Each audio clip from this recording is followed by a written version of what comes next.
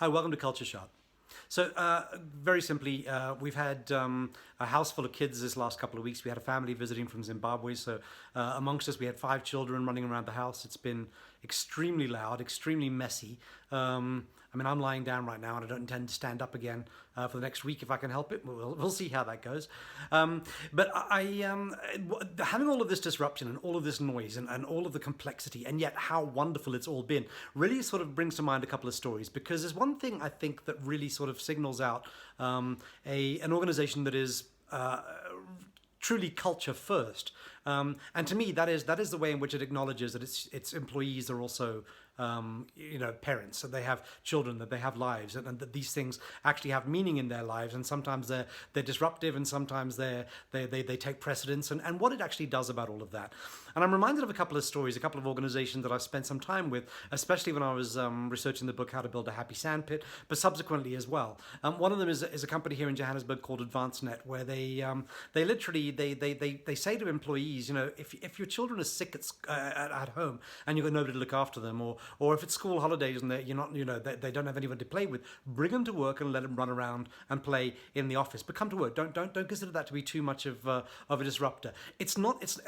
You're responsible if they become really, really noisy, if you're just calming them down and all that kind of stuff. But it's not a big disruption if they're running around the hallways, jumping, running up and down the stairs and having a little bit of fun. In fact, for them, it adds quite a nice dynamic. But it's a choice, right? And the managing director actually told the story about how he's had very serious meetings with suppliers, with vendors, where he's had employees' children playing hide and seek under his desk in his office. And it was just kind of a very nice thing that all of that's going on. It kind of lends a humanness to the organization. A little bit sometimes it requires management, but on the whole, I mean, we're parents, we all know how to do that, right?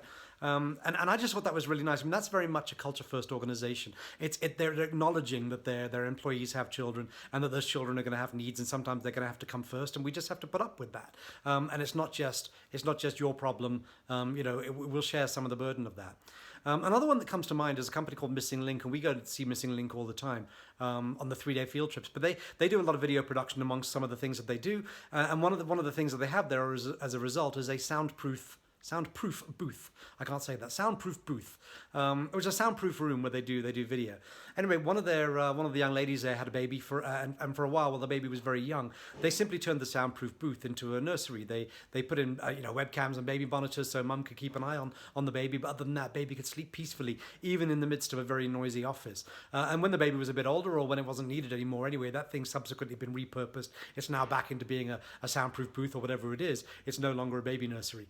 But it was a choice that they made, and the choice was very simply to share some of the burden and kind of say to the mums, to the parents, listen, it's okay. We know that this is a reality. It's not a big deal. Let's just share this together, and let's just make sure that we carry on.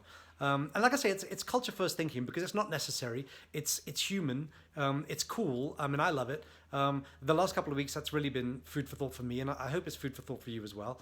And I wish you a very pleasant week.